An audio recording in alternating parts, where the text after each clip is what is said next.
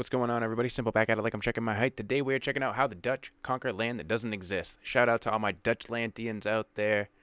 You know we're here for anything history, anything educational, anything like this. I'm extremely interested in this stuff. So the more, the merrier. I hope you guys are enjoying the journey along with me. Yeah. So if you guys enjoy this, make sure you head on over to the Content Creators channel, always found in the description. Go and show them some support too. All right, let's go. I want you to take a look at this map of the Netherlands. It's from the 1300s and it shows exactly how big the Netherlands was at that time. What's interesting is that rising sea levels should have caused this country to shrink by around 65% in size from what you see on this map. So here's a map that shows what that would look like. But interestingly, this is not what happened. If we fast forward 7 centuries and look at a map of the Netherlands today, it hasn't shrunk in size. Instead, it's grown in size by 17%. Yeah. So what happened? Dutchlandians, obviously they didn't go the traditional route by annexing land from Belgium or Germany, the only two neighboring countries to the Netherlands. Instead, they created new land and somehow saved all the land below sea level from disappearing into the ocean. So I had to figure out how they did this. But on that journey, I found out that the Dutch wall with the ocean explains so much about the Netherlands, its culture, history, and why it turned out to be the country it is today. I mean, have you ever wondered why there are windmills in the Netherlands? Why there are dams in Amsterdam? Or why pretty much all tulips in the world... That is so cool! Every time I see something like that, it just reminds me of like the flicker screen on an old Nintendo. Come from here? Well, turns out all of these things can be traced back to the Dutch wall with the ocean. So what better place to start than the iconic windmills that you see everywhere in the Netherlands. Now, you might be under the impression that these windmills have one purpose: milling wheat. I like how they did the sound effects with that. Than the iconic windmills really cool. That you see everywhere in the Netherlands. Good editing. Now, you might be under the impression that these windmills have one purpose: milling wheat. But these engineering marvels were the cornerstone in the wall with the ocean. You see, their main purpose wasn't to mill wheat, but instead to pump out water from one place to another, which is a key part in how the Dutch create new land. And the way it works is they begin by sectioning off the area they want to reclaim by making these barriers, also known as dikes. Then they would build windmills on top of these dikes that could draw the energy from the wind and use that to drain the water out of the enclosed area into the ocean, creating patches of land that lie beneath sea level. These are called polders.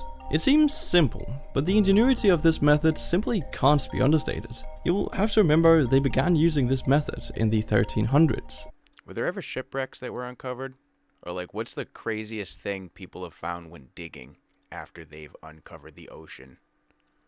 Ooh. And therefore they had none of the technology we have today. So to accomplish their goals of beating the ocean, getting their land back, and saving their country from drowning, they had to come up with something brilliant, and windmills were the answer.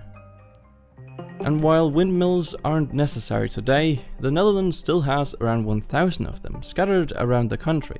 And I've said in another video, the only way to overpower a force of Mother Nature is to use another force of Mother Nature. But they've harnessed two. They've harnessed two forces of Mother Nature to reclaim land and to keep the water out and stuff like that.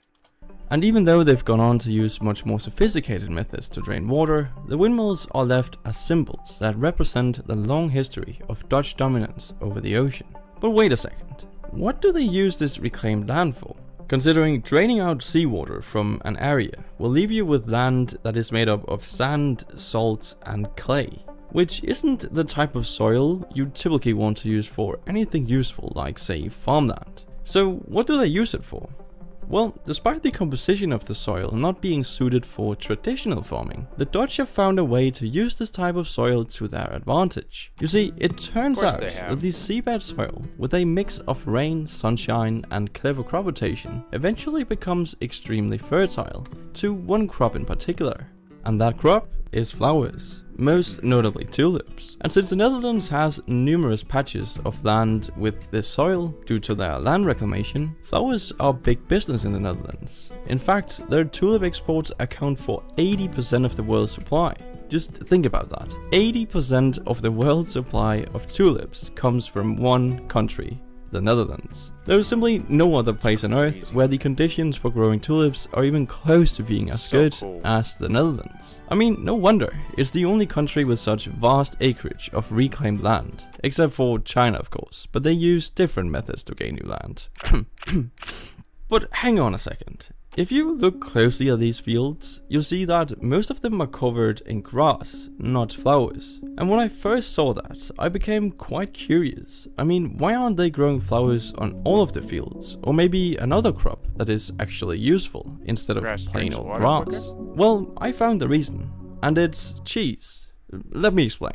You see, whilst flowers are certainly the most obvious crop choice for these farmlands, there is simply too much land available to grow them on. Land, right? And since the Dutch already represent 80% of the world's supply of, say, tulips, the supply would far exceed demand had they grown them on all of their polders, which in turn would create incredibly low prices, making it unprofitable to grow tulips and flowers for the Dutch. So something else had to be grown here. And as you might remember, not that many crops like this type of soil, so grass was pretty much the only option. But obviously, grass can't really be consumed by humans, and therefore isn't that desirable to any of us. So in order to make use of the grass in a profitable way, the Dutch put cows here that would be happy to eat it and turn it into milk. The only problem is that milk expires quickly and isn't particularly profitable. So, in order to combat this, the Dutch began turning the milk into cheese, a product that lasts longer and has a higher selling price. This is where Gouda came into the picture. A beautiful Dutch cheese that is recognized by its sweetness and creaminess all over the world. And it quickly became one of the best-selling cheeses, making it a highly profitable product for the Dutch, which is exactly what they were going for. So, because of the extensive land reclamation the Netherlands has done over the years, they discovered their two most lucrative export categories, dairy products and flowers, by necessity. And that's truly incredible, and it shows the ingenuity of the Dutch. But the Netherlands is home to more than just tulips and cheese. Let's not forget about dikes. Lots and lots of dikes. The Dutch take dikes seriously. And no wonder. They are the only thing that keeps the 65% of their land that lies beneath sea level from drowning. Therefore, these dikes are no joke.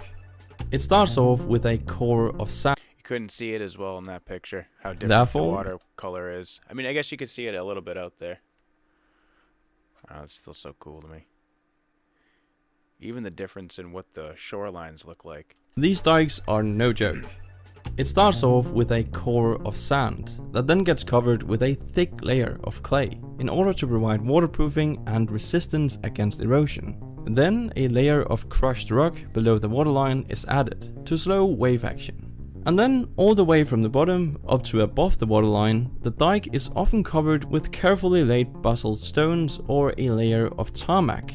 It's literally a fortress placed in the ocean in the shape of a line. It's insane the lengths they go to in order to protect their land. And I haven't even told you the most ridiculous thing about these dikes yet. You see, the grass that is on top of these dikes is maintained by sheep, not humans. The reason is that sheep keep the grass dense and, most importantly, compress the soil while walking around the dike. I mean, only the Dutch would come up with something as ridiculous as that. So you just have hundreds or thousands, I guess, of sheep just roaming these places? Are they herded by anybody? Are they maintained by state? Are they just literally just free sheep that just roam?